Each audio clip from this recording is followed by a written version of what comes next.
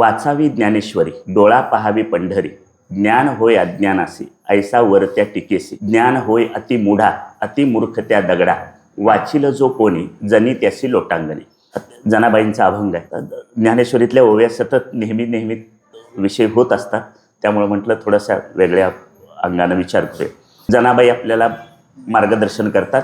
एक उपदेश त्यांचा आहे जनाबाईंचा, वाचावी ज्ञानेश्वरी, डोळा पहावी पंढरी, ज्ञान होय अज्ञानासी, ऐसा वरत्या टिकेसी. जनाबाई ह्या मूळच्या गंगाखेड परभणी. त्यांच्या आई वडील दमा आणि कुरुंड. आता हे आई वडील लहानपणी वारले. दोन मतप्रवाह आहेत त्याच्यात. लहानपणी त्यांचे आई वडील वारले. वारीला येणाऱ्या लोकांच्या बरोबर त्या तिथं आल्या आणि वाळवंटात तिथंच त्यांना सोडून निघून गेल्या. दुसरं एक सांगतात की आई वारली, वडील घेऊन आले, नंतर तिथं वडिलांनी तिथंच ते दामा शेट्टींच्याकडं आपले दामा हे जे आहेत नामदेवांचे वडील, त्यांच्याकडे त्यांना सोडलं आणि ते निघून गेले. तर काही झालं तरी आई वडील नसलेलं अनाथ ही मुलगी नामदेवांच्या वडिलांनी त्यांना वाळवंटात सापडलेली ही मुलगी आपल्या घरी घेऊन आले आणि नंतर त्यांनी दामा शेट्टीने त्यांचा सांभाळ केला. नंतर नामदेवांनी त्यांचा सांभाळ केला. आता खरं तर नामदेवांना त्यांनी कडेवर खेळवल्याचे उल्लेख त्यांच्या अभंगात आहेत. म्हणजे त्या निश्चितपणे काय होत्या, नामदेवांच्यापेक्षा मोठ्या होत्या. आता ही जी संत परंपरा आहे, नामदेव असतील, ज्ञानेश्वर महाराज असतील, जनाबाई असतील किंवा विसोबा खेचर, ही त्यावेळेतली समकालीन संतांची परंपरा आहे. आता ह्या जनाबाईंचा अधिकार फार मोठा होता. आपल्याला सगळ्यांना माहिती आहे की जनाबाईंच्या बरोबर देव दळू लागायचा, त्यांची वेणीफणी करायचा, त्यांना आंघोळीला विसनाचं पाणी लागलं तर ते आणून द्यायचं. इतकं म्हणजे तुमच्या आमच्यासाठी जो देव असतो तो त्यांच्यासाठी अगदी जवळचा सखा झाला होता आणि त्यांच्या बरोबर तो सतत वावरत होता. आणि मग त्यांच्या चरित्रातली एक प्रसिद्ध कथा आहे की ती त्यांच्या गोवऱ्या सुद्धा विठ्ठल विठ्ठल म्हणायच्या. आता जनाबाईंचा अधिकार मोठा होता आणि तो जनाबाईंचा अधिकार मोठा असल्यामुळं त्यांना भेटायला एकदा कबीर महाराज आले आणि कबीर महाराज जनाबाईंचं ही संत कवयित्री आहे किंवा संत जनाबाई आहे, या संत जनाबाईंची ख्याती त्यांच्यापर्यंत पोहोचली. म्हणून त्यांनी ठरवलं की एकदा या संत जनाबाईंना आपण भेटूया. म्हणून जनाबाईंना भेटण्यासाठी कबीर तिकडून काशीहून तिथं आले. पंढरपुरात आल्यानंतर घरी चौकशी केली तेव्हा कळलं की त्या गोपाळपूरला शेणी थापायला गेले. मग कबीर महाराज तिथं पोहोचले. तिथं गेल्यानंतर चित्र असं दिसलं की जनाबाईंचं आणि एका स्त्रीचं भांडण लागलंय. कशावरून? आपल्या गोवऱ्या घेतल्या याच्यावरून भांडण लागले. आता हे भांडणाऱ्या जनाबाईंना त्यांनी काही ओळखलं नाही, पण भांडणाऱ्या स्त्रिया बघून तिथं उभा असलेल्या एका स्त्रीला त्यांनी विचारलं की संत जनाबाई कुठं आहेत? तेव्हा तिथले उभा राहिलेली स्त्री म्हणाली, ती संत जनाबाई कसली, ही भांडकुदळ जनाबाई इथं आहे. म्हणजे ही भांडणारी जनाबाई आहे. मग कबीरांना प्रश्न पडला की आपण कानानं जे ऐकलं ते खरं होतं का डोळ्यानं बघतो आहोत ते खरं आहे? त्यामुळे त्यांनी डोक्यावर हात मारून घेतला. त्यांना आपलं चुकलं असं वाटलं. पण जनाबाई त्यांच्याकडे बघून म्हणाल्या, एवढं काय कपाळावर हात मारून घ्यायची गरज नाही. तुम्ही आलाच आहात तर आता काय करा, आमचं एवढं भांडण मिटवा.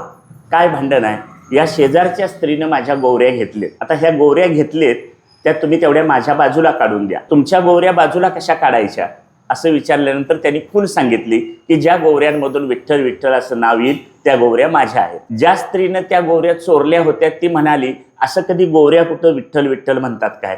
त्यामुळे ती निर्धास्त होती. तिनं जनाबाईच्या गोवऱ्या खाली लपवून ठेवल्या, त्याच्यावर आपल्या गोवऱ्या ठेवल्या होत्या. वरच्या काही गोवऱ्या काढल्यानंतर त्यातून काही नाव आलं नाही. त्यामुळे त्या स्त्रीला वाटलं, जिनं चोरल्या होत्या तिला वाटलं की हे आता काय आपलं म्हणजे तिनं जसं सांगितले तसं काय घडणार नाही. नंतर मग जेव्हा आतल्या बाजूला लपवून ठेवलेल्या गोवऱ्या बाजूला काढल्या तेव्हा त्याच्यातून विठ्ठल विठ्ठल असं नाव यायला लागलं.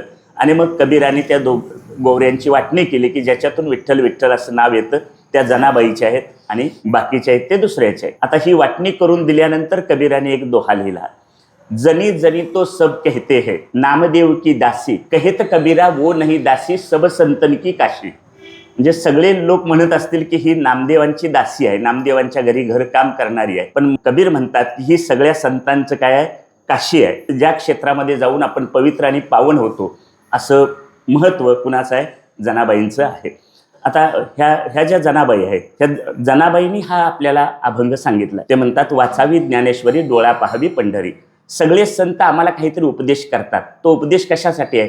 तर आपल्या मानवी जीवनाचं कल्याण व्हावं, आपल्या मानवी जीवनाची धन्यता व्हावी, हा त्याचा हेतू आहे. मुळात संत आपला हे सांगतानाच, आपल्या अवताराचं उद्दिष्ट सांगतानाच म्हणतात, तुकाराम महाराज म्हणतात, आम्ही वैकुंठवासी, आलो याचं कारणासी, बोलिले जे ऋषी साचभावे वर्ताया. आम्ही कशासाठी आलो आहोत? ऋषी मुनींनी ज्या शास्त्राप्रमाणे आपलं जीवन आचरण करून दाखवलं त्याप्रमाणे जीवन जगता येतं, संसार करता करता परमात्म्याची प्राप्ती करून घेता येते, हे दाखवून देण्यासाठी आम्ही आलो आहोत. ज्ञानदेवांच्या अवताराचं प्रयोजन आरतीत सांगितलंय. लोपले ज्ञान जगी हित नेनती कोणी, अवतार पांडुरंग नाव ठेविले ज्ञानी. नाथ महाराज म्हणतात आपलं प्रयोजन सांगताना, धर्माची वाट मोडे अधर्माची शीग चढे, तै आम्हा येणे घडे जड जीवा उद्धरणे. आम्ही कशासाठी आलो आहोत? तर जड जीवांचा उद्धार करण्यासाठी आलो आहोत. सगळे संत आम्हाला मार्गदर्शन करतात. आम्हालाच मार्गदर्शन का करायचं? तर आम्हाला मिळालेलं हे माणसाचं शरीर. ज्ञानेश्वर महाराज म्हणतात, येण्याची शरीरे शरीरा येणे सरे, किंबहुना एरझारे चिरापडे. किंवा देवे दिला देह भजना गोमटा. हे शरीर आम्हाला कशासाठी दिलंय? तर भगवंताचं भजन करता यावं, त्याची प्राप्ती करून घेता यावी, यासाठी आम्हाला हे शरीर दिलेलं आहे. दिली इंद्रिये हात पाय कान डोळे मुख बोलाया वचन, जेणे तू जोडसी नारायण नासे जीवपण भवरोग. दिली इंद्रिये. कशासाठी इंद्रिये दिलीत? तर त्या भगवंताची प्राप्ती करून घेता येते. डोळ्याने त्याचं रूप पाहता येतं, तोंडानं त्याचं नाव घेता येतं, कानानं आपल्या घेतलेलंच नाव आपल्याला ऐकता येतं, पायानं चालत त्याच्याकडे जाता येतं, हाताने त्याला नमस्कार करता येतो. म्हणजे सगळी कर्मेंद्रिय आणि ज्ञानेंद्रिय त्याच्या उपासनेसाठी काय करता येतात? वापरता येतात. आणि म्हणून असे सुंदर इंद्रिय ज्या शरीराला मिळालेले आहेत त्या शरीरानं काय करावं? भगवंताची प्राप्ती करून घ्यावी. पुन्हा या शरीराचं एक वेगळेपण सांगताना नाथ महाराज म्हणतात, आहार निद्रा भय मैथुन सर्व योनिशी समसमान, मनुष्य देहीचे ज्ञान अधिक जाण सर्वथा. माणूस आणि इतर प्राणी यांच्यात काय फरक आहे? सगळ्यांना आहार निद्रा भय मैथुन ह्या सगळ्यांच्या चारी गरजा आहे, पण मनुष्य देहीचे ज्ञान अधिक जाण सर्वथा. म्हणजे एखादा कुत्रा आहे, तहान लागली तर कुत्रा पाणी पितो. आपण तो गटारीतलं पाणी पिलं, आपण बिस्लरी बाटलीतलं पाणी प्यालो, परिणाम काय आहे? तहान भागणं हा दोघांचा परिणाम समान आहे, बरोबर. त्याला भूक लागली तो शिळी भाकरी खाईल, मला भूक लागली मी पुरणपोळी खाईल. खाण्यातले अन्नपदार्थ बदलले तरी परिणाम काय आहे? एकच आहे, भूक भागणं, बरोबर. म्हणजे भयासारखी गोष्ट आहे. मी कुत्र्याला घाबरतो, कुत्रा मला घाबरून पळून जातो, बरोबर. दुसरी गोष्ट, मला एखादं मूल झालं की मी पेढे वाटतो, कुत्र्याला 5-6 होतात, त्यांच्यात काही पेढे वाटायची पद्धत नाही. ढेकणांना लाखानं पिलं होतात, ते काही पेढे वाटत नाही. पण आम्हाला एक मूल झालं की आम्ही पेढे वाटतो, कारण आमच्या पुरुषार्थाचं तेवढंच एक काय आहे? लक्षण आहे. म्हणजे आहार निद्रा भय मैथुन या 4 गोष्टी इतर प्राण्यांच्याकडे पण आहेत आणि आपल्याकडे पण आहेत. पण आपल्यात वेगळे पण काय? तर ईश्वरानं आपल्याला दिलेली बुद्धी ही सर्वश्रेष्ठ आपल्याला दिलेली काय आहे? देणगी आहे. मनुष्य देहीचे ज्ञान अधिक जाण सर्वथा. माणसाच्या शरीरात बुद्धीची देणगी दिलेली असल्यामुळं त्या बुद्धीच्या जोरावर आपल्याला ज्ञान मिळवता येतं. आणि शास्त्राचा सिद्धांत आहे, ज्ञानाने मोक्ष मिळतो. मग आता हे ज्ञान कशात मिळेल? वाचावी ज्ञानेश्वरी, डोळा पाहावी पंढरी, ज्ञान होय अज्ञानासी ऐसा वरत्या टेकेसी. ज्ञानेश्वरी वाचली तर तुम्हाला ज्ञान होईल. तुम्हालाच का होईल? ज्ञान होय अति मूढा. मूढा म्हणजे मूर्ख. मूर्ख माणसानं जरी ज्ञानेश्वरी वाचली तरी सुद्धा त्याला काय होईल? ज्ञान होईल. ज्ञान होय अति मूढा अति मूर्ख त्या दगडा. दगडासारखी ज्याची बुद्धी असेल, तुका म्हणे ऐसी बुद्धी ज्याची जड, त्याहून दगड बरे देवा. दगडासारखी जड बुद्धी असली तरी सुद्धा काय होईल? त्याला ज्ञान होईल. म्हणून आम्हाला हे साधन सांगितलं, वाचावी ज्ञानेश्वरी, डोळा पाहावी पंढरी. आता ही 2 साधनं आपण करत नाही अशातला काही भाग नाही, सगळ्यांची चालू आहेत. पण चित्र काय फारसं म्हणजे आशादायक असं नाही. अनेक गावच्या सप्त्यात जाण्याचा प्रसंग येतो तेव्हा 2 प्रकारचे साधक दिसतात. एक परमार्थाचे साधक असतात आणि दुसरे भोजन साधक असतात. भोजन साधक म्हणजे आणि परमार्थाचा साधक म्हणजे काय? कुठं एका ठिकाणी गेलो होतो प्रवचनाला. प्रवचन झाल्यानंतर तिथं माझ्या ओळखीचे एक जण म्हणाले, आज माझी पंगत आहे, तुम्ही जेवून जावा. त्यांना म्हटलं मी काही जेवणार नाही. तर ते म्हटले, प्रसाद घेऊन जावा. आता जेवणाला जर बदललं, प्रसाद घेऊन जावं, आमची पंगत आहे. सहज संयोजकांना विचारलं त्याला, किती माणसाचा प्रसाद केला? तर तो म्हटला 300 माणसांचा प्रसाद केला. म्हणजे 300 माणसांची पंगत आहे. मग संयोजकांना विचारलं, ज्ञानेश्वरी वाचायला किती लोक बसलेत? तर ते म्हटले 3 जण आहेत. एक आजी आहेत, एक आजोबा आहेत आणि एक 7वीतली मुलगी आहे. आता काय कळलं? ज्ञानेश्वरीचे वाचक किती आहेत? 3. आणि भोजन प्रसाद घ्यायला साधक किती आहेत? 300.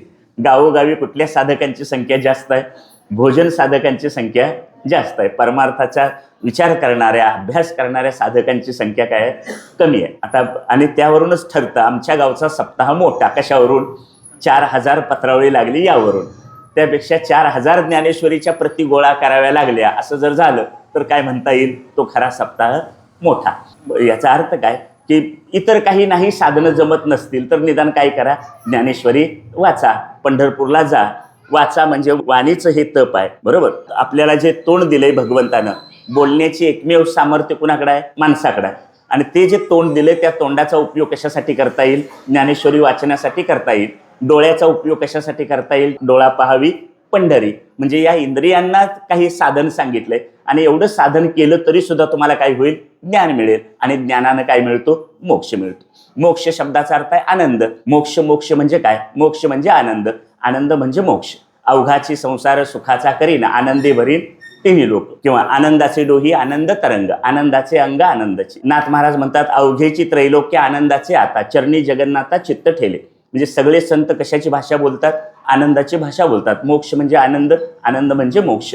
जन्म मरण परंपरा दूर होणं हा त्याचा एक साईड इफेक्ट आहे. म्हणजे मोक्ष मिळणं म्हणजे काय? जन्माभावरूप मोक्ष, म्हणजे जन्म मरणाची परंपरा संपून जाणं, ह्याला सुद्धा काय म्हटलं जातं? मोक्ष. पण मोक्ष म्हणजे आनंद ही मोक्षाची सकारात्मक व्याख्या आहे आणि मोक्ष म्हणजे जन्ममरण परंपरा दूर होणं ही मोक्षाची नकारात्मक व्याख्या आहे. मग आता असा आनंद मिळायचा असेल तर काय करायला सांगितलं? साधन वाचावी ज्ञानेश्वरी, डोळा पाहावी पंढरी. ज्ञान होय अज्ञानासी, ऐसा वरत्या टिकेसी. आता हे मला आपल्याला माणसाचं शरीर मिळालंय, त्याचं एवढं महत्त्व सुद्धा कळलेलं आहे. मग आता ह्या शरीरानं काय करावं? ज्ञानेश्वरी वाचावी. आता ज्ञानेश्वरी शब्दाचं एक थोडंसं वैशिष्ट्य बघूया.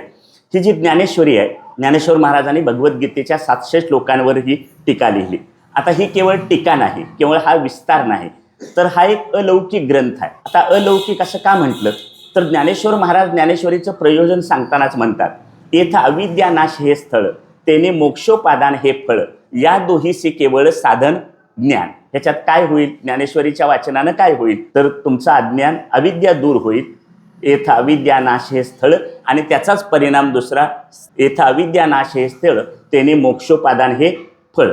असं मोक्षरूपी फळ देण्याचं सामर्थ्य कशामध्ये आहे? ज्ञानेश्वरीमध्ये आहे. आहाची बोलाचे नव्हे हे शास्त्र, संसार जिंकते हे शस्त्र, आत्मा अवतरविते मंत्र ये ग्रंथी. म्हणजे या ग्रंथामध्ये काय सांगितलं? तर ब्रह्मविद्येचं विवेचन केलं. ये मराठीचे नगरी ब्रह्मविद्येचा सुकाळू करी. आता ज्ञानेश्वरीला ज्ञानेश्वरी हे नाव सुद्धा जनाबाईंनी दिले. किंवा नामदेवांचा एक अभंग आहे, गीता अलंकार नाम ज्ञानेश्वरी ब्रह्मानंद लहरी प्रगट केली. किंवा त्याच्यातच पुढे म्हटले, नामा म्हणे ग्रंथ श्रेष्ठ ज्ञानदेवी, एक तरी होवी अनुभवावी. नामदेवानी ब्रह्मानंद लहरी म्हटलंय, निगमवल्ली म्हटलंय, भावार्थ दीपिका म्हटलंय. स्वतः ज्ञानेश्वर महाराज त्याला धर्मकीर्तन म्हणतात. किंबहुना तुमचे केले धर्मकीर्तन हे सिद्धी गेले, येथ माझे जी उरले पाईपण. ज्ञानेश्वरीचं वर्णन करताना साहित्याच्या भाषेत असं म्हटलं जातं की ज्ञानेश्वरी हे साहित्य शारदेच्या गळ्यातलं मंगळसूत्र आहे. साहित्य शारदेच्या म्हणजे मराठी साहित्य जे आहे सगळं, त्या साहित्य शारदेच्या सरस्वतीच्या गळ्यातलं मंगळसूत्र आहे ज्ञानेश्वरी म्हणजे. आता मंगळसूत्राचं महत्त्व काय? समजा एखाद्या स्त्रीनं पायाच्या नखापासून डोक्याच्या केसापर्यंत सगळे दागिने घातले, पण तिच्या गळ्यात जर मंगळसूत्र नसेल तर त्याला काही किंमत आहे का? काही किंमत नाही. आता दुसरी गोष्ट आहे, तिनं फक्त मंगळसूत्र घातलंय पण एकही दागिना तिच्या अंगावर नाही, तर त्यामुळे तिची काही किंमत कमी होत नाही. तसं साहित्याच्या प्रांतात ज्ञानेश्वरीला काय म्हटलं जातं? ज्ञानेश्वरी हे मराठी सरस्वतीच्या गळ्यातलं मंगळसूत्र.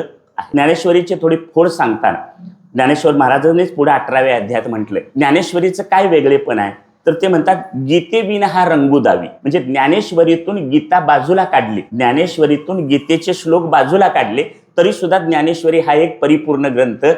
असं का म्हटलं? तर आचार्यांनी, आद्य शंकराचार्यांनी ब्रह्मसूत्रावर भाष्य लिहिलं. वाचस्पती मिश्र नावाचे विद्वान होऊन गेले, विचारवंत, त्यांनी सुद्धा काय केलं?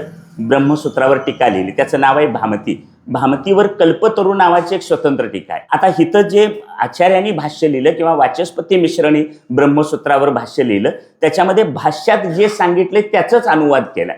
म्हणजे भाष्यात जेवढं सांगितलंय तेवढंच सांगितलंय. पण ज्ञानेश्वर महाराज जेव्हा भगवद्गीतेच्या 700 श्लोकांवर लिहितात तेव्हा भगवंतांनी जे सांगितलंय त्या वचनाच्या पुढे जाऊन आम्हाला मार्गदर्शन करण्याचं काम कोण करतं? ज्ञानेश्वर महाराज करतात. म्हणजे भगवद्गीतेच्या श्लोकात जे तत्व सांगितलेलं नाही ते पण आमच्या माणसांच्या हिताचं आहे, आपल्या उपयोगाचं आहे, ते तत्व मांडण्याचं काम कोणी केलं? ज्ञानेश्वर महाराजांनी केले. पुढे ज्ञानेश्वरी या शब्दाची व्याख्या करताना चैतन्य महाराजांनी एक छान सुंदर विचार मांडला. ज्ञानेश्वरी म्हणजे काय?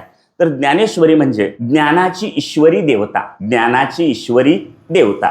ईश्वरी शब्दाचा अर्थ ईश्वर कोणाला म्हणायचं? जो ईशनशील आहे. ईशनशील म्हणजे ईशन करणारा. ईशन शब्दाचा अर्थ आहे नियमन करणारा. जो नियमन करतो त्याला काय म्हणायचं? ईश्वर. ईश्वर शब्दाचा अर्थ ईश्वर शब्दातला मूळ शब्द आहे ईश. ईश शब्दाचा अर्थ आहे सत्ता गाजवणं, सामर्थ्य असणं, अनुशासन करणं. जो सत्ता गाजवतो, ज्याच्याजवळ सामर्थ्य आहे आणि जो अनुशासन करतो त्याला काय म्हणायचं? ईश्वर. आता हा ईश्वर कोणतं अनुशासन करतो? पर्वती बैसकानं सांडावी, समुद्री रेखा ओलांडावी, पृथ्वी या भूते वाहावी, ही आज्ञा माझी. ही आज्ञा कोणाची आहे? ईश्वराची आज्ञा आहे. म्हणजे हे नियमन करणारा कोण आहे? ईश्वर आहे. चाले हे शरीर कोणाचे या सत्ते, कोण बोलविते हरिविन, म्हणजे हे इथलं नियमन करणारा कोण आहे? तर अशा नियमन करणाऱ्या सत्तेला ईश्वरी म्हणतात. आणि मग ज्ञानेश्वरीचा अर्थ ज्ञानेश्वरीचं नियमन करणारी सत्ता, म्हणून त्याला काय म्हणायचं? ज्ञानेश्वर. ज्ञानेश्वरीचं ज्ञानाचं नियमन करणारी सत्ता, म्हणून त्याला म्हणतात ज्ञानेश्वरी. आणि अशी ज्ञानेश्वरी तुम्ही काय करा? वाचा. आता का वाचायची ज्ञानेश्वरी? म्हणजे त्याला काहीतरी कारणं असायला पाहिजे. ती समजल्याशिवाय तिकडे तशी प्रवृत्ती होणार नाही. ज्ञानेश्वरी का वाचायची? जनाबाई सांगतात वाचावी ज्ञानेश्वरी, डोळा पहावी पंढरी. का वाचावी? त्यातलं पहिलं उत्तर, संत जनाबाई सांगतात म्हणून वाचावी. फक्त जनाबाईच सांगतात असंही नाही, सगळे संत सांगतात. म्हणजे खरं तर नाथ संप्रदायात एकच मूळ ग्रंथ होता, सिद्ध सिद्धांत पद्धती, गोरक्षनाथाने लिहिलेला. पण त्या नाथ संप्रदायाला ज्ञानेश्वर महाराजांनी नंतर कोणता ग्रंथ दिला? ज्ञानेश्वरी हा ग्रंथ लिहिला. हा ग्रंथ दिल्यानंतर मग हा नाथ संप्रदायाचा विस्तार काय झाला? वाढत गेला. जनाबाई काय म्हणतात की ही ज्ञानेश्वरी तुम्ही काय करा? वाचा. जनाबाई जसं सांगतात तशी महाराष्ट्रातले इतर संत सुद्धा ज्ञानेश्वरीचा काय करतात? गौरव करतात. सगळ्या संतांनी ज्ञानेश्वरीचा गौरव केलाय. किंबहुना ज्यांनी कुणी ज्ञानेश्वरीचा गौरव केला नाही त्यांना संत सुद्धा म्हणत नाही. सगळे संत सांगतात काय करा? ज्ञानेश्वरी वाचा. नाथ महाराज म्हणतात भाव धरून या वाचे ज्ञानेश्वरी, कृपा करी हरी तयावरी. जनाबाई सांगतात वाचावी ज्ञानेश्वरी. स्वतः ज्ञानेश्वर महाराज सुद्धा ह्याच्यात शेवटी 18व्या अध्यायात म्हणतात म्हणून मने काया वाचा, जो सेवक होईल येचा, स्वानंद साम्राज्याचा चक्रवर्ती करी. इथं येचा शब्द दोन्हीकडे लागू पडतो, गीतेलाही लागू पडतो आणि ज्ञानेश्वरीलाही लागू पडतो. निळोबाराय म्हणतात नमो ज्ञानेश्वरा निष्कलंका, जयाची वाचिता गीतेची टीका, ज्ञान होय काय आहे पुढं?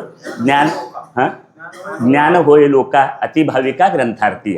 याचा अर्थ सगळे संत काय करतात? ज्ञानेश्वरी वाचायला सांगतात. मग ज्ञानेश्वरी का वाचायची?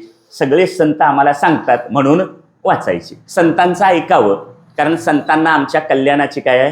काळजी आहे. आमचं हित व्हावं असं त्यांना वाटतं, आमचं जीवन कृतार्थ व्हावं असं त्यांना वाटतं, म्हणून संत सांगतात तर ते ऐकायचं. मार्ग दावून गेले आधी दयानिधी संत तेनीची पंथे चालू जाता, न पडे गुंता कोठे काही. संत सांगतात ना, मग ऐकायचं. ते संत म्हणतात नामस्मरण करा, नामस्मरण करायचं. संत म्हणाले आत्ममग्न व्हा, आत्ममग्न व्हायचं. संत म्हणाले तीर्थयात्रा करा, तीर्थयात्रा करायची. थोडक्यात तात्पर्य काय? संतांचं ऐकायचं. आणि संतांचं काय ऐकायचं? तर त्यांना आमच्या हिताची काळजी आहे आणि संत आपल्या बाबतीत पूर्ण निस्वार्थ आहे. म्हणजे तुम्हाला ज्ञानेश्वरी वाचा, रामकृष्ण हरी म्हणा, पंढरपूरला जा, असं सांगण्यात त्यांचा काही स्वार्थ आहे का? ज्ञानेश्वर महाराजांनी हे आम्हाला सांगण्यात किंवा तुकाराम महाराजांनी हे आम्हाला सांगण्यात त्यांचा कोणताही स्वार्थ नाही. आणि असा कोणताही स्वार्थ नसल्यामुळेच जे संत सांगतात ते काय करावं? आपण ऐकावं. आपली बुद्धी चालवू नये. डॉक्टर साहेब नेहमी म्हणतात माणसानं स्वबुद्धीच्या गाढवावर बसून परमार्थ करू नये. काय वाक्य आहे? माणसानं स्वबुद्धीच्या गाढवावर बसून परमार्थ करू नये. म्हणजे नको तिथं आपली बुद्धी चालवू नये. संत समोर आहेत, देव समोर आहेत, तर आपली बुद्धी तिथं काही फार चालवायची नाही. ते जसं सांगतात तसं करायचं. भगवद्गीतेत अर्जुन सुद्धा म्हणाला, अर्जुनानं आपल्या बाजूनं युद्ध करणं कसं चुकीचं आहे हे पटवून दिलं. म्हणजे त्यांनी त्यांच्या दृष्टीनं सांगितलं. खरं तर भगवंत युद्ध कर म्हणून सांगायला लागलेत, पण युद्ध न करणं कसं बरोबर आहे हे त्यांनी पटवून देण्याचा प्रयत्न केला. मग आता प्रत्यक्ष भगवंत समोर सांगत असताना आपलं डोकं तिथं चालवावं काय? मग नंतर सगळं समजावून सांगितल्यानंतर पुन्हा करिष्य वचनम तव, मी तुम्ही जे काही सांगाल ते करायला तयार आहे. मग असं नंतर समजावून सांगून मग ऐकण्यापेक्षा काय करावं? पहिल्यांदाच ते काय सांगतात ते ऐकावं. जनाबाई सांगतायत आई म्हणा. आता मुलाने कुणाचं ऐकावं? मुलाने आईचं ऐकावं. म्हणजे आईच्या मनामध्ये मुलाच्या हिताची काय असते? तळमळ असते. आपल्या मुलाचं चांगलं व्हावं असं वाटतं. जनाबाई तुम्हाला आम्हाला सांगतात मुलानं आईचं ऐकलं की आईच्या मनात मुलाबद्दल प्रेम निर्माण होतं. जी मुलं आईचं ऐकतात, वडिलांचं ऐकतात, त्यांच्या मनात आई वडिलांच्या मनात काय होतं? त्या मुलाबद्दल प्रेम निर्माण होतं. आता संत जे सांगतात ते आम्ही ऐकलं तर काय होईल? संत जे सांगतात ते आम्ही ऐकलं तर त्यांच्या मनात सुद्धा आपल्याबद्दल काय होईल? प्रेम निर्माण होईल. आणि त्यांचं प्रेम निर्माण झालं तर ते कृपा करतील. ज्ञानेश्वरी समजायला तशी सोपी नाही. ज्ञानेश्वरी समजायला सोपी नाही. भगवद्गीता कळायची असेल तर भगवद्गीता कळण्यासाठी कशाचा उपयोग करावा? ज्ञानेश्वरीचा उपयोग करावा. ज्ञानेश्वरी कळणं तशी सोपी नाही, त्यासाठी कृपेची गरज आहे. मग एक तर आपल्या अंतकरणाची कृपा लागेल किंवा ज्ञानेश्वर महाराजांची कृपा लागेल, किंबहुना ज्ञानेश्वरीची कृपा झाली तरच ते आम्हाला काय होईल? ज्ञान होईल. म्हणजे तिथं कृपेची गरज आहे. त्या कृपेशिवाय हे ज्ञान होणार नाही. मग अशी कृपा व्हायची असेल तर कुणाच्या सहवासात राहावं? ज्ञानेश्वरीच्या सहवासात राहावं. आता आपल्या इकडे एक सुविचार आहे, ग्रंथ हेच गुरु, ग्रंथ हेच गुरु. आता हा ज्ञानेश्वरी नावाचा ग्रंथ आहे. ज्ञानेश्वरी नावाचा ग्रंथ हा जर गुरु मांडला तर ज्ञानेश्वरी लिहिली कुणी? ज्ञानेश्वर महाराजांनी. मग ज्ञानेश्वर महाराजांनी ज्ञानेश्वरी लिहिली म्हणजे ज्ञानेश्वरी आणि ज्ञानेश्वर महाराज नुकतेच 750 वर्ष आपण साजरी केली. त्यात काहीतरी तत्व असल्याशिवाय ते इतकी वर्ष टिकून राहिलं का? ज्या अर्थी इतकी वर्ष आपण त्याची पारायण करतो आहोत किंवा त्या ग्रंथाचं चिंतन मनन महाराष्ट्रभर, देशभर, आंतरराष्ट्रीय स्तरावर सुरू आहे, याचा अर्थ त्याच्यामध्ये काहीतरी हे सामर्थ्य आहे. आणि हे सामर्थ्य, ही शक्ती, ही कृपा आपल्याला प्राप्त व्हायची असेल तर आपण काय करावं? ज्ञानेश्वरी वाचावी. आता ती ज्ञानेश्वरी वाचणं ही ज्ञानेश्वरीची एक प्रकारे काय आहे? सेवा आहे. म्हणून काया मने वाचा जो सेवक होईल याचा. काया मने वाचा, वाचेनं काय करावं? वाचावी. मनानं तिचं चिंतन करावं. कायेनं काय करावं? या ग्रंथामध्ये जी काही तत्व सांगितलेली आहेत त्या तत्वाप्रमाणे आपलं जीवन जगून दाखवावं. म्हणजे आपल्या त्यात सांगितलेली तत्व आपल्या कृतीत आणली पाहिजे. माऊलीने शेवटी पसायदानात मागितलंय, आणि ग्रंथोपजीवीये विशेषी लोकीये दृष्टादृष्ट विजय व्हावी. ग्रंथोपजीवीये, ग्रंथोपजीवीये म्हणजे काय? ज्ञानेश्वरी, तुकाराम गाथा, भागवत हे ग्रंथ आहेत. महाभारत, रामायण हे ग्रंथ आहेत.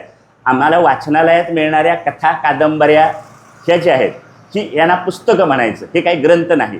कारण एखादी कविता संग्रह वाचला, एखादं नाटक वाचलं म्हणून आपल्या जीवनाची धन्यता होणार आहे किंवा आपल्या जीवनाचं कल्याण होणार नाही. पण ते सामर्थ्य कशामध्ये आहे? ज्ञानेश्वरीमध्ये आहे, गाथेमध्ये आहे, एकनाथी भागवतामध्ये आहे. आणि म्हणून याला काय म्हणतात? ग्रंथ. मग ग्रंथोपजीवीये याचा अर्थ काय? ग्रंथोपजीवीये म्हणजे जो ग्रंथ तुम्ही अभ्यासाला घेतला, विचाराला घेतला, त्या ग्रंथात जी तत्व सांगितले त्याप्रमाणे आपलं जीवन जगून दाखवणारा, त्याला काय म्हणायचं? ग्रंथोपजीवी. त्या ग्रंथात मग हरिपाठ घ्या. हरिपाठात जे तत्वज्ञान सांगितले त्या तत्वाप्रमाणे आपलं जीवन जगून दाखवणारा तो काय झाला? ग्रंथोपजीवी. तुकाराम महाराजांची गाथा घ्या. गाथेत महाराजांनी जे तत्वज्ञान सांगितले त्याप्रमाणे आपलं जीवन जगून दाखवणं, त्याला काय म्हणायचं? ग्रंथोपजीवी. म्हणून ज्ञानेश्वरी, गाथा, भागवत हे काय आहेत? ग्रंथ आहेत. आणि बाकीचे सगळे पुस्तकं आहेत. आता त्या पुस्तकं वाचून आपलं काय कल्याण होणार नाही. म्हणून काय करा? काय वाचायचं? ज्ञानेश्वरी वाचावी. वाचावी ज्ञानेश्वरी, डोळा पहावी पंढरी. आणि संतांनी सांगितलंय, त्यांना आवडतं म्हणून त्यांचं काय करावं? ऐकावं. आपली बुद्धी तिथं फार लावू नाही. आता ज्ञानेश्वरी वाचण्याचा दुसरा एक लाभ आहे किंवा त्याचं दुसरं कारण की काही ग्रंथ हे अभ्यासाचे आहेत आणि काही ग्रंथही उपासनेचे आहेत. अभ्यासाचा ग्रंथ आणि उपासनेचा ग्रंथ. शिवलीलामृत उपासनेचा ग्रंथ आहे. रामरक्षा उपासनेचा ग्रंथ आहे. गजानन महाराजांची पोथी उपासनेचा ग्रंथ आहे. आता काही ग्रंथ अभ्यासाचे आहेत, माहिती आहे तुम्हाला. विचारसागर, वृत्तीप्रभाकर, पंचदशी हे कशाचे ग्रंथ आहेत? अभ्यासाचे आहेत. आता ज्ञानेश्वरी, गाथा, भागवत हे दोन्ही हे ग्रंथ 4 मात्र कशाचे आहेत? हे उपासनेचे पण आहेत आणि अभ्यासाचे पण आहेत. ज्ञानेश्वरीची उपासना करता येते, ज्ञानेश्वरीचं अनुष्ठान करता येतं. आता सतत वाचायचं, ज्ञानेश्वरी सतत वाचत राहायचं, हे ज्ञानेश्वरीच्या संबंधानं केलेलं काय? अनुष्ठान आहे. पारायण करायचं, पारायण करतो. पारायणानं काय होतं? सोपं उत्तर आहे त्याचं. पारायणानं माणूस नारायण होतो. म्हणून काय करावं? पारायण करावं. म्हणजे ज्याच्या त्याच्या अधिकाराप्रमाणे काही ना काही काय केलेत? साधनं सांगितलं. काही जण म्हणतील नुसतं पारायण करून काय उपयोग? पण त्याच्यात हे आहे, 2 भाग आहेत. ग्रंथाचे 2 प्रकार हे सांगितले. एक उपासनेचे ग्रंथ आणि ह्याचे अभ्यासाचे ग्रंथ. उपासनेत भावानुसंधान असतं. उपासनेत भावाला महत्व आहे आणि अभ्यासात अर्थाला महत्व आहे. उपासनेमध्ये भावानुसंधान असतं आणि अभ्यासामध्ये अर्थानुसंधान असतं. भाव धरून या वाचे ज्ञानेश्वरी. आणि नाथ महाराज म्हणतात, अर्थाविन पोथी वाचून या. काय म्हणजे अभ्यास करायचा असेल तर काय करावं? तो अर्थ समजून घेऊन करावा. म्हणजे काही अभ्यासाचे ग्रंथ, काही उपासनेचे ग्रंथ. आता याच्यात सुद्धा बऱ्याच वेळा गोंधळ होतो. ज्ञानेश्वर महाराजांनी ज्ञानेश्वरी कशासाठी लिहिली? त्यांना काही पर्यावरणाचा विचार मांडायचा होता. ज्ञानेश्वर महाराजांना काही साम्यवाद मांडायचा होता. ज्ञानेश्वर महाराजांना काही समाजवाद मांडायचा होता. नाही. पण आमच्यातले काही अभ्यासकांनी काय केलं, ज्ञानेश्वरीतल्या पर्यावरणाशी संबंधित ओव्या निवडून काढल्या आणि एक पुस्तक तयार झालं, ज्ञानेश्वरीतील पर्यावरण. ज्ञानेश्वरीतलं काय? पर्यावरण. ज्ञानेश्वरीतला अर्थकारण, ज्ञानेश्वरीतला समाजवाद, ज्ञानेश्वरीतला साम्यवाद. म्हणजे एका ज्ञानेश्वरीवर त्यातले दिलेले दृष्टांत वेगवेगळे काढून त्या वेगवेगळे लहान लहान ग्रंथ त्यावर तयार झाले. पण मूळ हेतू ज्ञानेश्वर महाराजांचा मुख्य हेतू कशासाठी आहे?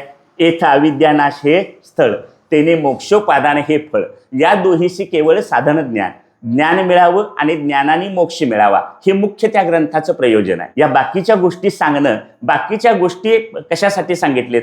हे सगळे दृष्टांत दिलेत ते तुम्हाला हे समजावून सांगण्यासाठी दिलेत. मुख्य तत्व समजावून सांगण्यासाठी दिलेले हे दृष्टांत आहे. ज्ञानेश्वर महाराजांनी अनेक रूपक केलेत, अलंकार केलेत, दृष्टांत केलेत. भगवद्गीतेमध्ये आणि ज्ञानेश्वरीच हा फरक आहे. सोप्या भाषेत भगवद्गीता ही रव्यासारखी आहे आणि ज्ञानेश्वरी ही शिऱ्यासारखी आहे. खायला चांगलं काय? म्हणजे कोरडा रवा खावावा का शिरा खावावा? शिरा खायला चांगला असतो, गोड असतो, पचतो, कारण त्याच्यात साखर घातलेली असते, तूप घातलेलं असतं, वेलची घातलेली असते. अशा पद्धतीनं तो शिरा. ज्ञानेश्वर महाराजांनी असेच अनेक रूपक, उपमा, अलंकार वापरून काय केलं, ते तत्वज्ञान आपल्याला समजावून सांगितले. पण सांगण्याचा मुख्य हेतू काय आहे? ज्ञान, आणि ज्ञानानं मोक्ष. अलीकडे आणखी काही ठिकाणी असं ऐकायला मिळालं की ज्ञानेश्वरीतल्या या 5 ओव्या वाचा म्हणजे हाडाचे विकार बरे होतील. या 5 ओव्या वाचा म्हणजे डोळ्याचे विकार दूर होतील. आता ज्ञानेश्वर महाराजांनी तरी तुमच्या डोळ्याचे विकार दूर व्हावेत आणि हाडाचे विकार दूर व्हावेत म्हणून काही ओव्या लिहिलेल्या नाहीत. समजा तसं काही होत असेल तर तो त्यांच्या प्रारब्धाचा आणि त्यांच्या भावनेचा भाग आहे, पण त्यासाठी ज्ञानेश्वरी लिहिलेली नाही. म्हणून एक उपासनेचं ग्रंथ, दुसरा अभ्यासाचा. आणि आपले हे जे दोन्ही ग्रंथ आहेत, ज्ञानेश्वरी, गाथा, भागवत, दासबोध, हे सगळे ग्रंथ मात्र कशाचे आहेत? उपासनेचे आहेत आणि अभ्यासाचे सुद्धा आहेत. बरोबर. बऱ्याच वेळा लोक असं म्हणतात की आम्ही ज्ञानेश्वरी वाचतो पण आम्हाला काही ज्ञानेश्वरी कळत नाही. अगदी बरोबर. ज्ञानेश्वर महाराज सोडून ज्ञानेश्वरी कुणालाच कळत नाही. इतक्या वेळा वाचली तरी ती कळत नाही. कळत नाही म्हणून वाचायची नाही असं नाही, वाचायची. कळत नसली तरी सुद्धा वाचायची. एक साताऱ्याचे एक लेखक आहेत यशवंत पाटणे म्हणून, त्यांनी एक 6वं सुख नावाचं पुस्तक लिहिलंय. त्या 6वं सुख नावाच्या पुस्तकात त्यांच्या प्रस्तावनेत त्यांनी सांगितलंय, मी जेव्हा 7वी 8वीला होतो तेव्हा लहानपणी माझ्या वडिलांनी मला ज्ञानेश्वरीच्या पारायणाला बसवलं निघून गावातल्या. ज्ञानेश्वरीच्या पारायणाला बसवल्यानंतर मी पहिल्या दुसऱ्या दिवशी आलो आणि वडिलांना सांगितलं मी काय उद्यापासून तिकडे जाणार नाही, कारण मला त्यातलं काही कळत नाही. मी जे काय वाचतो ते सगळं माझ्या डोक्यावरनं जात आहे.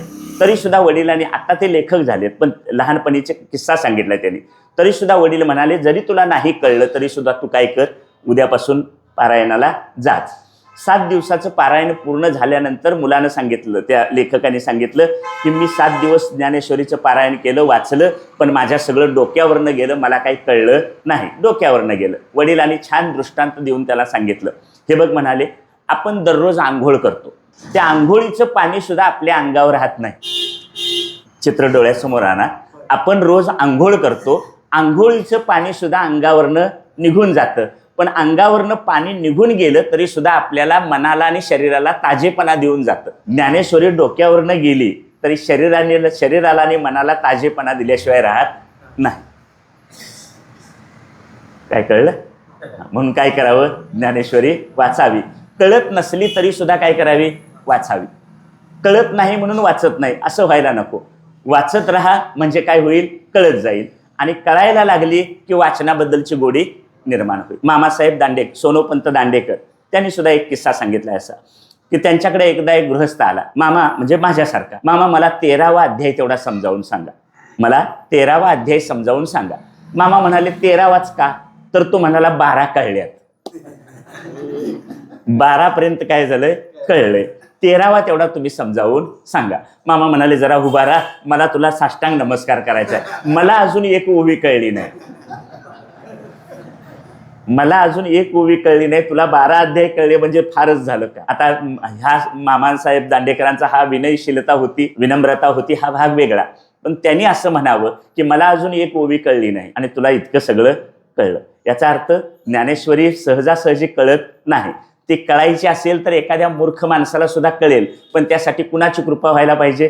ज्ञानेश्वरीचीच कृपा व्हायला पाहिजे. म्हणून कळत नसली तरी वाचावी. आपल्याकडे एक सुविचार आहे, वाचाल तर वाचाल. तुम्ही वाचत राहा. तुम्ही ज्ञानेश्वरी वाचा. तुम्ही ज्ञानेश्वरी वाचवली की ज्ञानेश्वर महाराज किंवा ज्ञानेश्वरी तुम्हाला काय करतील? वाचवतील. ज्ञानेश्वर महाराज तुम्हाला वाचवण्याचं काम करतील. म्हणून तुम्ही काय करा? वाचा. ज्ञानेश्वर महाराजांना सगळ्या समाजानं त्या काळात, त्यांच्या काळात समाजानं त्यांना वाळीत टाकलं, पण ज्ञानेश्वर महाराजांनी कुणाला वाळीत टाकलेलं नाही. समाजानं जरी वाळीत टाकलेलं असलं, संन्याशाची पोरं म्हणून हिणवलं असलं, तरी त्यांनी मात्र कुणाला काय केलेलं नाही? वाळीत टाकलेलं नाही. रेड्यामुखी वेद बोलवले. आता ज्ञानेश्वर महाराजांनी रेड्यामुखी वेद बोलवले हे अनेक रेड्यांना अजून पटत नाही. पण या वाक्यावर आपले धोंडा महाराज देगलूरकर यांनी एक फार छान उत्तर दिलं. ते असं म्हणतात, ज्ञानेश्वर महाराजांनी रेड्यामुखी वेद बोलवले हे आज अनेक रेड्यांना पटत नाही. रेड्यामुखी वेद बोलवले असतील किंवा नसतील, पण धोंडा महाराज असं म्हणतात की तुमच्या माझ्यासारखे म्हणजे जे कीर्तनकार आहे, प्रवचनकार आहेत, आमच्यासारखे हजारो रेडे ज्ञानेश्वरीमुळे बोलायला लागले. हा काय साधा चमत्कार आहे काय? बरोबर. हे कुणाला म्हटलंय? ते म्हणाले माझ्यासारखे हजारो रेडे बोलायला लागले. हा ज्ञानेश्वरीचा काय आहे? चमत्कार आहे. म्हणजे ज्ञानेश्वर महाराज रेड्याला बोल म्हणाले आणि तो बोलला. त्यानंतर ही गोष्ट पैठणला घडली. पैठण नंतर पैठणहून तो ज्ञानेश्वर महाराज नेवाशाला निघाले. नेवाशाला जाताना तो रेडा सुद्धा ज्ञानेश्वर महाराजांच्या पाठोपाठ गेला. त्यावर पुढे त्यांनी असं उद्गार काढले, रेड्याला कळलं कुणाच्या पाठीमागे जावं. कोणाच्या पाठीमागे जावं हे रेड्याला कळलं, म्हणून तो ज्ञानेश्वर महाराजांच्या पाठोपाठ गेला. पुढे आळेगावी त्याचा मृत्यू झाला. ज्ञानेश्वर महाराजांनी त्याची उत्तर क्रिया केली. दोंडा महाराज पुढे असं म्हणतात, जर ज्ञानेश्वर महाराज उत्तर क्रिया करणार असतील तर शेकडो वेळा मी रेडा म्हणून जन्माला यायला तयार आहे. जर ज्ञानेश्वर महाराज उत्तर क्रिया करणार असतील तर रेडा म्हणून जन्माला यायला मी तयार आहे. आता त्या काळात त्यांचा छळ झाला. म्हणजे जेवायला सुद्धा दिलं नाही, भिक्षा वाढली नाही. आज त्यांच्यासाठी काय आहे? चांदीची पालखी आहे, 56 प्रकारचे भोग आहेत. पण संत होते त्या काळात आम्हाला कळले नाही. आपण म्हणतो ज्ञानेश्वरी सुद्धा काय होत नाही? कळत नाही. ज्ञानेश्वरी कळत नाही म्हणण्यात काय आपण फार मोठेपणा नाही. आपण जो संसार केला 30-40 वर्ष तो तरी कळलाय काय? प्रश्न विचारला. आम्ही जो इतकी वर्ष संसार केला तो तरी आम्हाला कळलाय का? नाही कळलेला. वर्तमानपत्रात एखादा अग्रलेख येतो तो तरी कळतो आपल्याला. ह्या जगात बऱ्याचशा गोष्टी आहेत आपल्याला कळत नाहीत अशा. त्यामुळे ज्ञानेश्वरी कळत नाही म्हणून त्याकडं ती वाचायची नाही असं नाही. तर काय करा? वाचत राहा. म्हणजे ज्ञानेश्वर महाराज कृपा करतील. त्यांनी रेड्यावर कृपा केली. बोल रे ऋग्वेद म्हटल्यावर रेडा वेद बोलायला लागला. भिंतीवर बसले, चांगदेव भेटायला आले, भिंतीला चल म्हणाले, भिंत चालायला लागली. सगळीकडे आपल्याला मंदिराच्या भिंती दिसतात, पण भिंतीचं मंदिर फक्त आळंदीत आहे. बरोबर. ज्ञानेश्वर महाराजांनी ज्या पैस खांबाला टेकून ज्ञानेश्वरी सांगितली आणि सच्चिदानंद बाबांनी लिहून घेतली, ज्या पैस खांबाला टेकून बसले त्या पैस खांबाचं सुद्धा मंदिर झालं. म्हणजे ज्याच्याकडे पाठ केली त्याचं कल्याण झालं. ज्याच्यावर कृपा करतील आणि डोळे उघडून पाहतील त्याचं काय होईल? बरोबर. प्रेताला उठवलं, ज्ञानेश्वरीला सच्चिदानंद बाबा म्हणून लेखक मिळाले. हे सगळं उदाहरणं सांगण्याचं तात्पर्य काय? हे चमत्कार त्यांच्या जीवनात घडले म्हणून ज्ञानेश्वर महाराज मोठे होते अशातला भाग नाही. म्हणजे समाजानं जरी त्यांना वाळीत टाकलं असलं तरी त्यांनी कुणाला वाळीत टाकलेलं नाही. पसायदानात मागणी मागताना त्यांच्यासाठी पहिल्यांदा मागितलं, खळांची व्यंकटी सांडो तया सत्कर्मी रती वाढो. ज्या दुष्टांच्यातला दुष्टपणा जाऊ दे. जे त्यांच्याशी दुष्टपणानं वागले त्यांना सुद्धा त्यांनी क्षमा केली, त्यांचे अपराध सुद्धा पोटात घातले. किंवा ज्यांनी त्रास दिला त्यांच्याबद्दल एकही अवाक्षर वेडं वाकडं ते बोलले नाहीत किंवा कुठेही साहित्यात त्याचा उल्लेख आलेला नाही. बरोबर. म्हणून काय करावं? जरी कळत नसली तरी सुद्धा काय करावं? ज्ञानेश्वरी वाचत राहावी. कळत नाही म्हणून त्याच्याकडे दुर्लक्ष करायचं नाही. वाचावी ज्ञानेश्वरी, डोळा पाहावी पंढरी. खूपशा गोष्टी आपल्याला कळत नाहीत. म्हणजे आता मगाशीच मी म्हटलं, संसारातल्या सुद्धा बऱ्याचशा इतकी वर्ष संसार केला. आपण कीर्तनात प्रवचनात ब्रह्मसत्य जगन मिथ्या सांगतो किंवा संसार मिथ्या आहे असंही सांगतात, पण त्या संसाराचं मिथ्यात्व तरी कळलं? किंवा संसारात माणसं जाता जाता, आपली जवळची माणसं जाता जाता फसवून जातात हे तरी आम्हाला कळतंय? किती जणांच्याकडून आपण फसवले गेलो. जाता जाता लोक फसवतात. म्हणजे संसार सुद्धा आम्हाला कळलेला नाही. खूप गोष्टी आहेत न कळणाऱ्या. पण ज्ञानेश्वर महाराजांची कृपा झाली, ज्ञानेश्वरीची कृपा झाली तर काय होईल? ज्ञान होईल. म्हणून म्हणतात वाचावी ज्ञानेश्वरी, डोळा पाहावी पंढरी. पुढं ज्ञानेश्वरीचं आणखी एक वैशिष्ट्य सांगतात की ज्ञानेश्वरी आम्हाला विचार करायला शिकवते. ज्ञानेश्वरी काय शिकवते? विचार करायला शिकवते. विचार करण्याचं सामर्थ्य पृथ्वीवर कुणाकडे आहे? फक्त माणसाकडे आहे. म्हणून माणसाची व्याख्याच आहे, जो विचार करतो त्याला काय म्हणायचं? माणूस. मग माणूस म्हणून जन्माला आला नाही आणि विचार केला नाही तर त्याला माणूस म्हणता येईल काय? आता साप आहे, बेडूक आहे, उंदीर आहे, यांना काय कोण विचार करणारे प्राणी म्हणत नाही. मग आता आम्ही विचार केला नाही तर आमची गणना कुणात होईल? म्हणजे एक वेळ बिडूक, साप, उंदीर म्हणून जन्माला यावं, पण माणूस म्हणून जन्माला येऊन विचार केला नाही तर त्याचा काही उपयोग नाही. म्हणून ज्ञानेश्वरी आम्हाला विचार करायला शिकवतो. तुकाराम महाराज सुद्धा सांगतात, क्षण हाची करावा विचार, तरावया पार भवसिंधू, नाशिवंत देह जाणार सकळ, आयुष्य खातो काळ सावधान. काय करा? विचार करा. आणि सगळं विचारा वाचून न पविजे समाधान. तुम्हाला समाधान हवं असेल तर काय करायला पाहिजे? विचार करायला पाहिजे.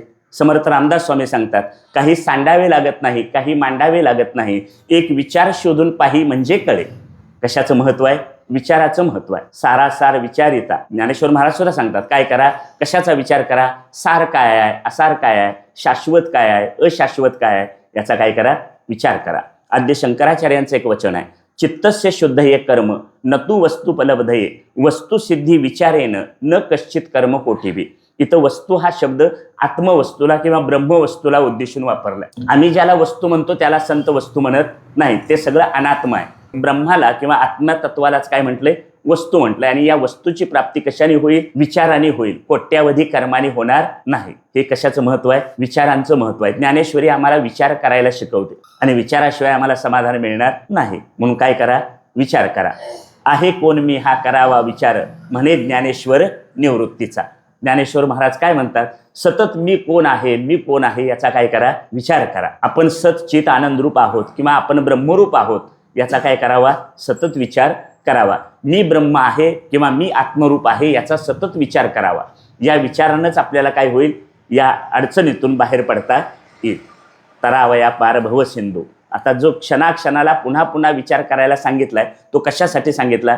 या भवसिंधूतून किंवा संसारातून, जन्ममरणाच्या परंपरेतून बाहेर पडायचं असेल तर सगळे संत आपल्याला कशाचं महत्त्व सांगतात? विचारांचं महत्त्व सांगतात. म्हणून आपण काय केला पाहिजे?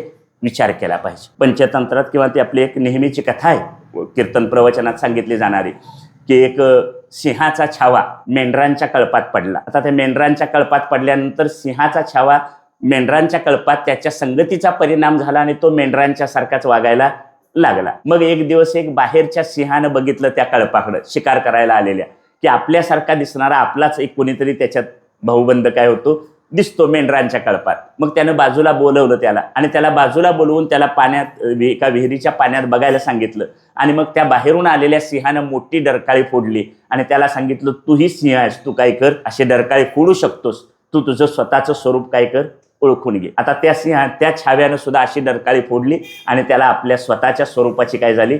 जाणीव झाली. म्हणजे आपण कोण आहोत याची ओळख झाली. ज्ञानेश्वरी हा असा बाहेरचा सिंह आहे, तो आम्हाला आमच्या अस्तित्वाची, आमच्या स्वरूपाची काय करून देतो? जाणीव करून देतो. असा हा ग्रंथ ज्ञानेश्वरी हे आम्हाला आमच्या स्वतःच्या स्वरूपाची ओळख करून देणारी आहे. म्हणून काय करावं?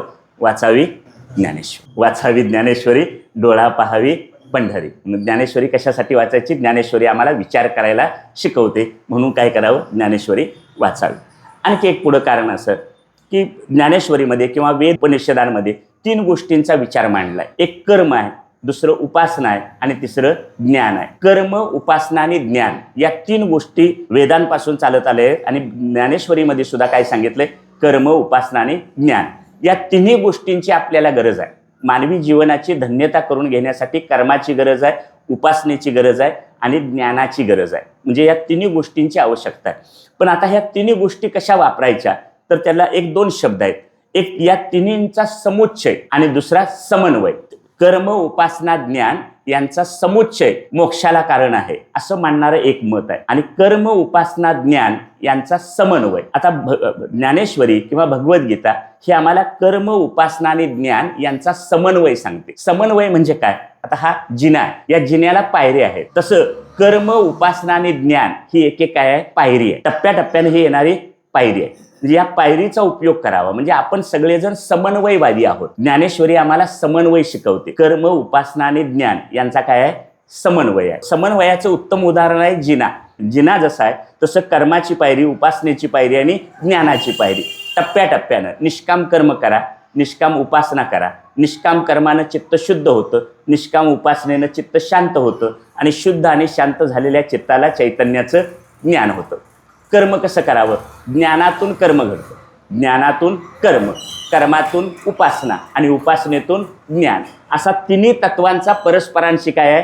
संबंध आहे. ज्ञानेश्वर महाराज एका ठिकाणी कर्माचे डोळे ज्ञान, ते निर्दोष व्हावे. म्हणजे कर्म सुद्धा कशाने करावं? ज्ञानाच्या डोळ्यांनी करावं. कर्म ज्ञानाच्या डोळ्यांनी करावं. कर्माचे डोळे ज्ञान, ते निर्दोष व्हावे. कर्म ज्ञानातून करावं. कर्मातून काय होते? उपासना होते. आता ही उपासना, तया सर्वात्मका ईश्वरा स्वकर्म कुसुमांची वीरा पूजा केली होय अपारा तो शालागी. आणि त्या उपासनेतून काय होतं? ज्ञान होत. हे समस्त ही वासुदेव ऐसा प्रतिती रसाचा ओतला भाव आणि भक्ता माझी रावो ज्ञानी या तोची. म्हणजे कर्म, उपासना आणि ज्ञान यांचा काय करायचा? समन्वय करायचा. आता समुच्चयवादी रामानुजाचार्य, मध्वाचार्य ही जी काही नावं आहेत, हे समुच्चय मांडतात. म्हणजे या तिन्हींची मोक्षासाठी काय आहे? गरज आहे अशी मान्य केली जाते. समुच्चयाचं उदाहरण आहे रेल्वेचा रूळ. रेल्वेचे 2 रूळ रेल्वेसाठी आवश्यक आहेत, पण 2 रूळ समांतर जातात, ते कुठेही एकमेकाला मिळत नाही. म्हणून कर्म, उपासना, ज्ञान यांचा समुच्चय उपयोगाचा नाही, तर त्याचा कशाची गरज आहे? समन्वयाची गरज आहे. आणि असा समन्वय आम्हाला कोण शिकवतं? ज्ञानेश्वरी शिकवते.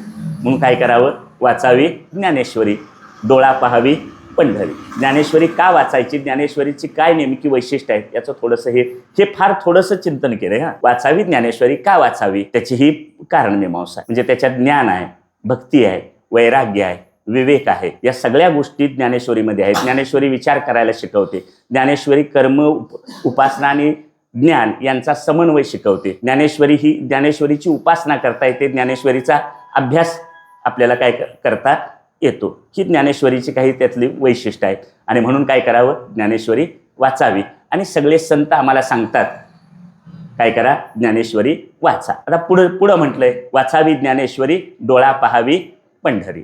डोळा पहावी पंढरी. आता पंढरपूरचं महत्त्व सगळ्या संतांनी सांगितलंय. म्हणजे सकल संत गाथा जर बघितली तर त्या प्रत्येक सगळ्या संतांनी पंढरपूरचं महत्त्व सांगितलंय. आधी रचिली पंढरी, मग वैकुंठ नगरी, जेव्हा नव्हते चराचर तेव्हा होते पंढरपूर.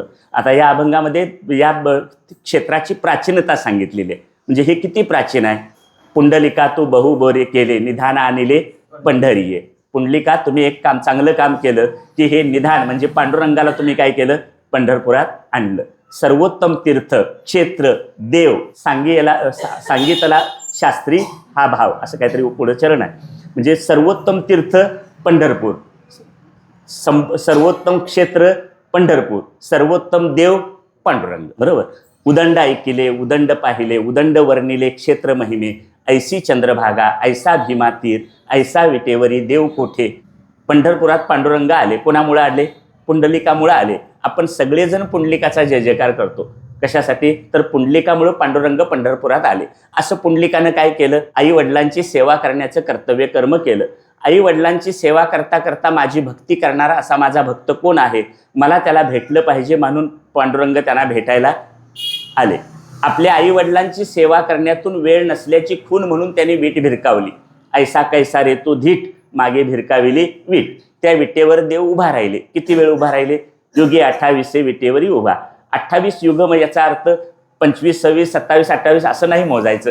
अनंत काळापासून देव तिथं उभा राहिले. मग एवढा वेळ देवाला उभा करण्याचं सामर्थ्य पुंडलिकाकडे कशातून आलं? आई वडिलांची सेवा करण्याचं कर्तव्य कर्म करण्यातून आलं. म्हणून पुंडलिका तू बहु बरे केले. पुंडलिकाने हे चांगलं काम केलं. आमच्या धन्यतेची गोष्ट, ज्याच्यात आमचं कल्याण होईल असं पांडुरंग नावाचं तत्व त्यांच्यामुळे आम्हाला पंढरपुरात मिळालं. आणि त्याच्यासाठी निर्गुण निराकार असलेले देव सगुण साकार झाले. पुंडलिकांचे एक आणखी मोठे उपकार आहेत आमच्यावर. पुंडलिकासाठी देव निर्गुण स्वरूप सोडून सगुण रूपात आले. त्यामुळे तुमच्या माझ्यासारख्या कोट्यावधी जीवांची उपासना करण्याची सोय झाली.